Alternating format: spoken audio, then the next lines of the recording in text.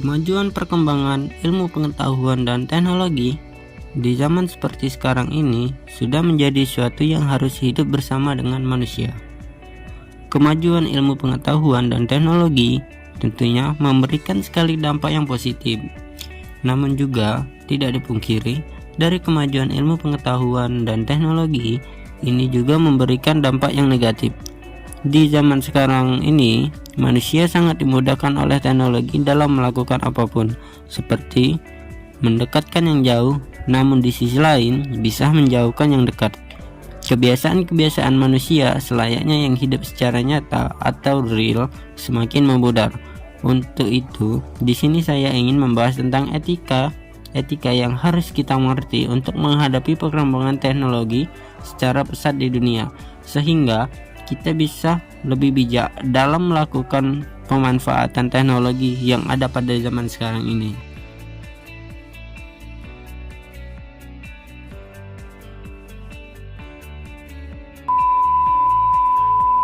Assalamualaikum warahmatullahi wabarakatuh. Sebelum kita melanjutkan video ke berikutnya, di sini saya akan memperkenalkan diri. Perkenalkan, nama saya Muhammad Ricardo dengan NIM 09011282126130 dari kelas SKU 4. Pada video kali ini, saya akan membahas tentang etika cyber atau biasa sering disebut dengan cyber etik, dan di sini saya juga akan menjelaskan tentang pelanggaran-pelanggarannya, kasus-kasus, serta pasal yang dilanggar. Sebelumnya, kita sudah menyinggung tentang cyber etik. Sebelum kita memulai, di sini saya akan menjelaskan tentang kata etika. Kata etika adalah memiliki arti etimologi yang sama dengan kata moral. Hanya saja bentuk katanya yang berbeda. Jadi, ketika kita berbicara tentang etika, otomatis kita berbicara tentang moral. Moral di sini adalah moral dalam artian tentang bagaimana kita hidup berdampingan dengan dunia maya pada zaman sekarang ini, yang dimana ilmu pengetahuan dan teknologi super canggih. Etika atau moral ini sifatnya tidak tertulis, namun sudah sepantasnya kita bagaimana manusia harus mengerti dan paham tentang aturan-aturan tersebut, sehingga etika cyber adalah suatu aturan tidak tertulis yang berlaku pada pengguna dunia maya yang harus dimengerti dan dipatuhi. Selanjutnya itu, pelanggaran etika dalam berinternet seperti halnya kita hidup bermasyarakat. Suatu sanksi yang diperoleh adalah sanksi sosial. Sanksi sosial tersebut bisa saja berupa teguran atau bahkan dikucilkan dari masyarakat. Lain hal yang pelanggaran etika tersebut berkembang jadi pelanggaran hukum, maka pelanggaran hukumlah yang dapat membicarakan tentang sanksi yang diberikan. Demikian juga etika berinternet.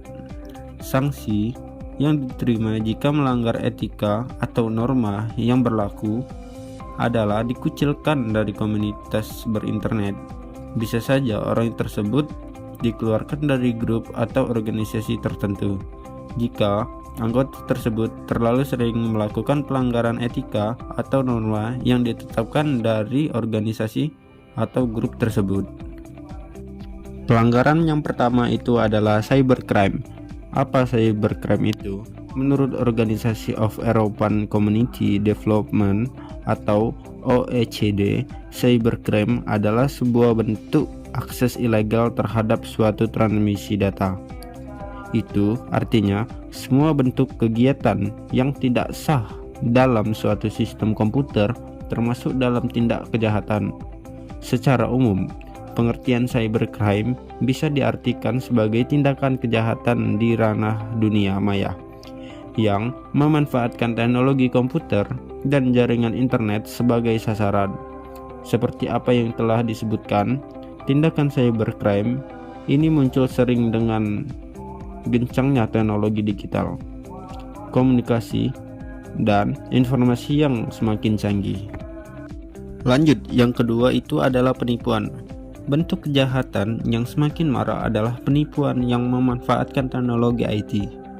Seiring semakin banyaknya penggunaan teknologi di masyarakat, kejahatan dalam dunia maya ini memanfaatkan rendahnya tingkat pemahaman teknologi korban maupun kelengahan korban.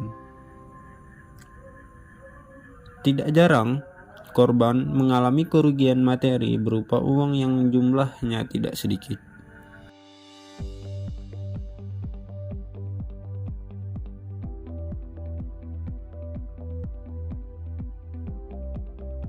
Baik, selanjutnya kita akan membahas contoh kasus. Di sini kita mengambil contoh kasusnya Indra Kents yang terjadi pada 1 tahun yang lalu.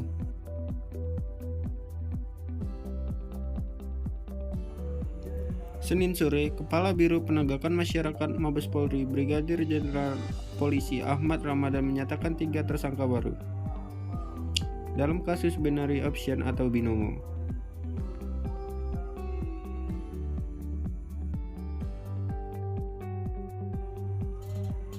Ketiga tersangka tersebut adalah MK, adik Indra Kents, VK, kekasih Indra Kents, dan RP, orang tua dari VK, kekasih Indra Kents.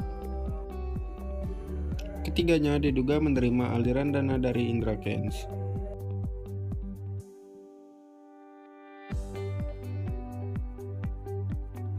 Namun saat ini polisi belum melakukan penahanan terhadap ketiganya.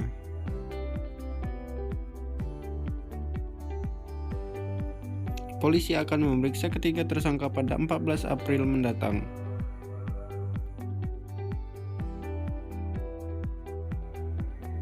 Polisi juga sudah melayangkan surat pencekalan terhadap ketiganya ke Ditjen Imigrasi.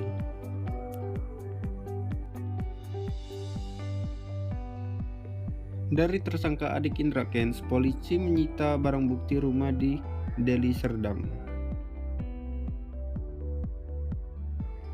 Sedangkan dari pacar Indra Kents, polisi menyita tanah di kawasan Tangerang Selatan bernilai 7,8 miliar, 10 jam tangan mewah bernilai harga 8 miliar.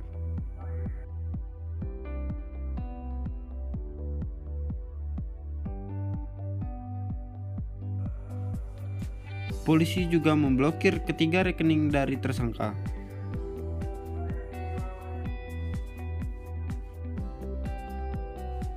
Setelah ditetapkan 3 tersangka baru, kini tersangka kasus binomo berjumlah 7 orang. RP diketahui menerima aliran dana dari saudara Ika sebesar 1,5 miliar rupiah. Kemudian membantu tersangka Ika menyamarkan hasil kejahatan dalam bentuk membeli 10 buah jam tangan mewah senilai 8 miliar rupiah. Jadi, undang-undang yang menjerat kasus Indra Kents ialah Indra Kents dinilai terbukti melanggar pasal 45A ayat 1 Undang-Undang Nomor 19 Tahun 2016 tentang perubahan atas Undang-Undang Nomor 11 Tahun 2008 tentang informasi dan transaksi elektronik dan pasal 3 Undang-Undang Nomor 8 Tahun 2010 tentang pencegahan dan pemberantasan tindakan pidana pencucian uang. Jadi, kesimpulannya, teknologi ini mempunyai simulasi kehidupan yang mirip dengan kehidupan nyata, ditambah adanya karakteristik yang populer di dunia itu sendiri, membuka peluang yang besar untuk adanya tindakan kejahatan cyber. Perlu ada upaya dalam melakukan sosialisasi pada masyarakat dalam etika berinternet, agar tidak terjerumus dalam hal-hal yang tidak diinginkan dengan seiringnya pengguna yang terus meningkat pesat. Adanya sosialisasi tersebut akan membantu masyarakat untuk membimbing dan memberi arahan yang sesuai dengan cyber etik. Hal yang satu ini sangatlah penting untuk menuntun masyarakat dalam beretika dari pengguna internet pada tingkat individu atau umum. Mungkin itu saja yang dapat saya sampaikan. Yuk kita lebih bijak dalam bersosial media. Mungkin itu saja, lebih kurangnya saya mohon maaf dan terima kasih.